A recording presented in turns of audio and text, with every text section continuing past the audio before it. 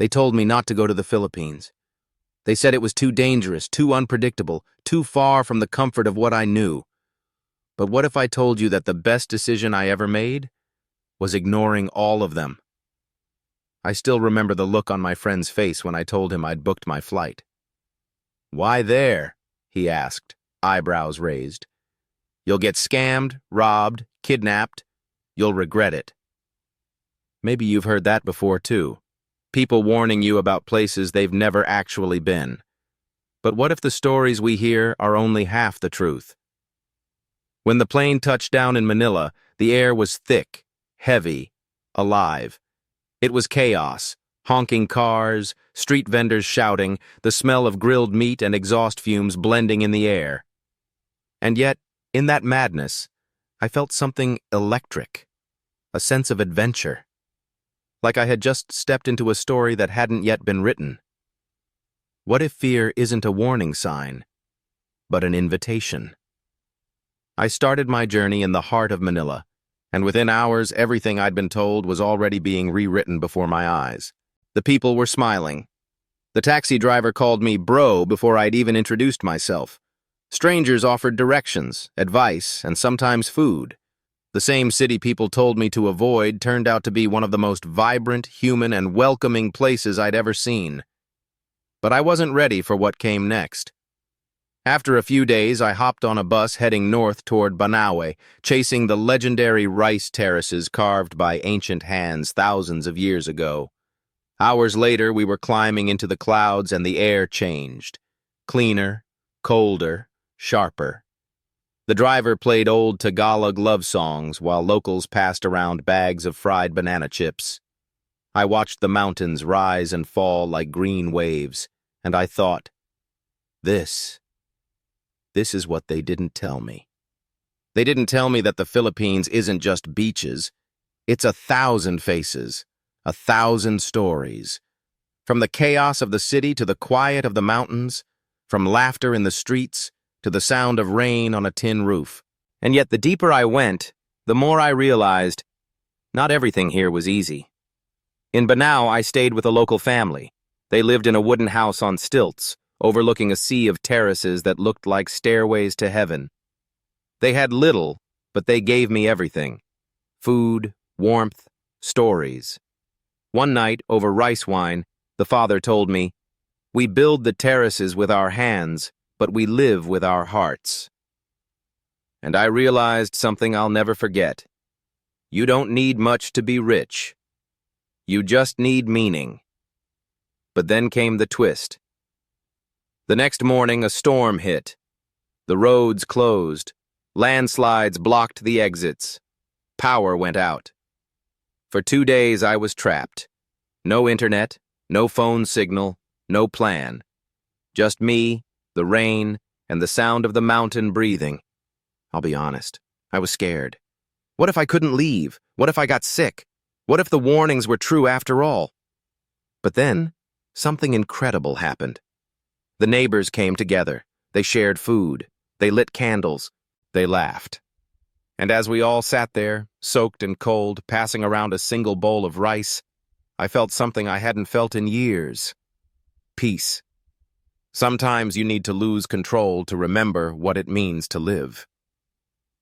When the roads finally opened, I didn't go back to Manila.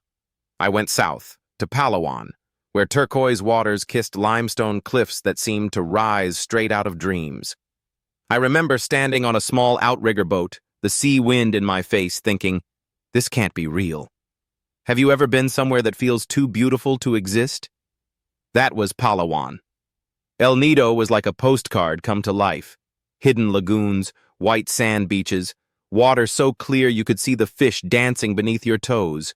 And the sunsets, oh, the sunsets. Each one looked like the sky was on fire, the horizon melting into gold and crimson. But here's the thing. Beauty wasn't just in the view. It was in the people. Everywhere I went, people smiled. Kids waved. Locals said, "Welcome home." And they meant it. Even when I got lost, even when I looked confused, someone always showed up to help. They didn't ask for anything. Just kindness for kindness. So tell me this. How could anyone say not to go? But the Philippines has a way of testing you too. One night in El Nido, a storm rolled in out of nowhere. Waves crashed against the shore, thunder shook the mountains. I sat in a small hut by the beach, listening to the sound of nature's fury, and I wondered, what am I doing here? But then the storm passed, and when I woke up, the sky was clear again. The world was calm. And I realized something simple. Even the wildest storms don't last forever, just like in life. Next, I flew to Cebu. And if Manila is chaos, Cebu is charisma. The city pulses with energy, but just outside it, paradise awaits. I rode a motorbike down the coast, wind rushing through my hair, past villages where children ran barefoot, waving and laughing like we'd known each other forever. I stopped at waterfalls that looked like something out of a fantasy movie, Kawasan, Tumalog, Mantayupan, each one more stunning than the last. But it wasn't just about nature. It was about connection. In Cebu, I met a fisherman who invited me to his home for lunch. We sat on the floor, eating fish he'd caught that morning, rice steamed in banana leaves. He didn't speak much English, and my Tagalog was embarrassingly bad, but somehow, we understood each other perfectly. When I left, he gave me a shell and said, "For luck." I still have it. Would you have said no to that moment because someone told you it might be dangerous? Then there was Siquijor, an island surrounded by mystery, often called the Island of Witches. People warned me not to go there either. Bad spirits, they said. Strange magic. But what I found wasn't darkness. It was magic of a different kind. Clear waters, caves filled with echoing light, waterfalls where locals bathe and laugh like children. At night, fireflies danced through the trees like tiny stars that had come down to visit. I stayed with a healer, an old woman who made potions from herbs and whispered prayers over the sick. When I asked her why she did it, she said, "Because healing is love made visible." That line stuck with me, and maybe that's what the Philippines really is, a living form of love made visible. By now, I'd stopped listening to fear entirely. I traveled to Bohol and stood beside the Chocolate Hills, those strange, rolling mounds that stretch as far as the eye can see. Locals say they're the tears of a giant who lost his love. I don't know if that's true, but standing there, I could feel the story in the earth itself. And then, Boracay. People said it was too touristy, too crowded, too commercial. And maybe once that was true. But after its massive rehabilitation, it felt reborn. The sand, soft as flour. The water, clear as glass. I met travelers from all over the world, but somehow everyone felt like family. We watched the fire dancers at night, music thumping through the air, and as the flames spun in circles, I thought, if paradise had a pulse, this would be it. But just when I thought I'd seen it all, I met a man in a small cafe who changed everything. He was old, wearing a faded fisherman's hat, sipping coffee slowly.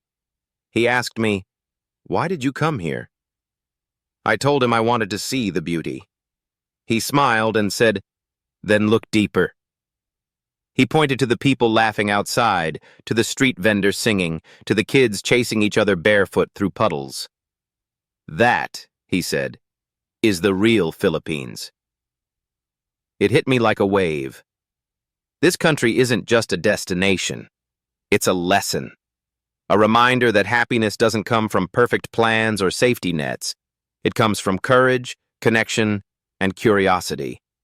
From saying yes when everyone tells you to say no.